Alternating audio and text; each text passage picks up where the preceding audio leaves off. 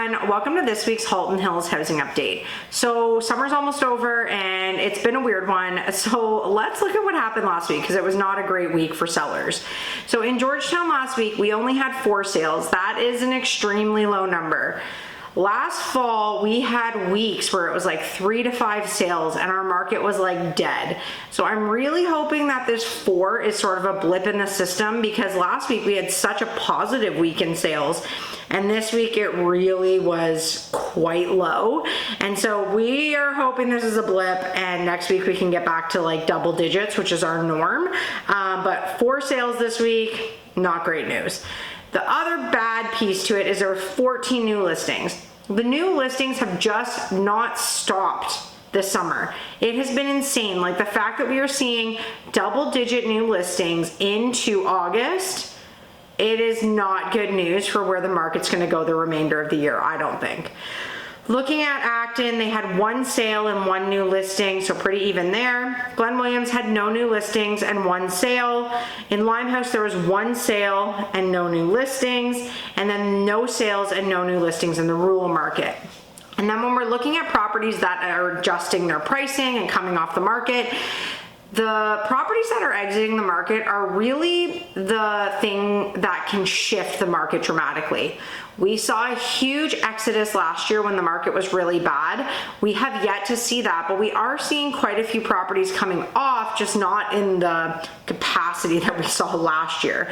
So this week we had 17 properties that, kind of either came off, went on, adjusted their pricing. Of those 17, 3 of them relisted at the exact same price, which we haven't really been seeing. One of them tried an offer night, it failed, so they went up in price. So 1 property raised their price.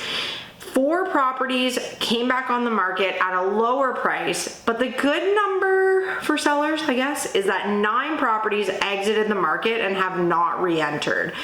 So that number, we really need to start seeing that pick up because we are not seeing the new listings slow down. So the only way that we're going to get some relief in inventory is if we start to see the people that don't need to sell come off the market, because it really is fundamentally not a good time to be selling right now.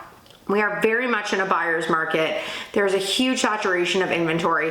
So if you don't need to be selling, I really think like this is not the best time to be selling your house. It's dead out there. So now looking at active inventory, all of Halton Hills is up slightly this week to 214 active listings. So despite the gap in our sales versus new listings, which was huge this week, the thing that kept our inventory down was the fact that those 9 properties exited the market. And this is what I'm talking about. If we don't see properties exiting the market, our inventory is going to completely skyrocket. So looking at Georgetown, we're actually up this week from 120 to 125 active listings. That's a pretty big jump in a week for Georgetown. And again, we're creeping. That 140 is sort of our highest ever mark, and we're creeping upwards again. So not great news. Looking at our price points, under 800,000 is up from 10 to 13 active listings. Tons of stuff. That's a lot of stuff available. It doesn't sound like it. That's a lot in that pocket. We don't usually see double digits there. Most of it's condo, townhomes, condo apartments, but they're usually moving a lot faster than they are. 800 to $1 million is up slightly to 30 active listings this week. 30 is so many properties available in that pocket. Like, it's a lot of listings and like they're just not moving. And so that's also a shift. Usually 800 to $1 million is moving super rapidly. I mean, we only had 4 sales this week, like nothing is moving. So that is a very high number. It should, when the market picks back up, that should be our first price point that we really start to see heat up again.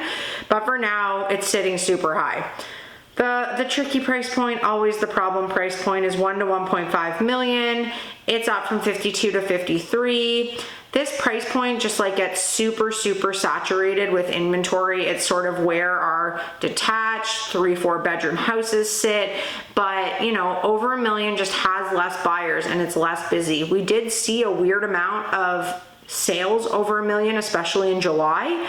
But that 53 listings is a huge saturation in that pocket. And then 1.5 million plus remained the same at 29. Again, lots of listings there. we've seen virtually no sales over the 1.5 million mark. It's a very tricky price point to find a buyer in. So if you have a listing there and you get an offer remotely in the realm of something you would take, I think we are in for a price reduction. I think we are in for prices coming down in that pocket. So I would really take any buyer in that price point seriously, because there's just not a lot of them. Looking at Acton this week, Acton is down from 32 to 30 active listings, thanks to some terminations, but still 30 in Acton. Like, we were like sitting like 6 to 10 in Acton. Like 11 to 15 was sort of like normal market-ish. We're at 30 now, so there's tons there. Glen Williams is up slightly to 7, which is an okay number for there. Limehouse is down to 7. That is still extremely high for Limehouse given how small it is. And the rural market is down slightly from 47 to 45, but also the same story. 45 listings in the rural market is a boatload of listings. So that's sort of what's happening. A really bad sales week coming off of a really good sales week. So hoping it was just sort of like a blip in the reporting, and you know, we have some stuff in the conditional status, but it is not a great time to be selling your house. Our inventory is sitting very high. On September 6th, we have another interest rate announcement. The hope, given the inflation numbers, is that will see another rate cut.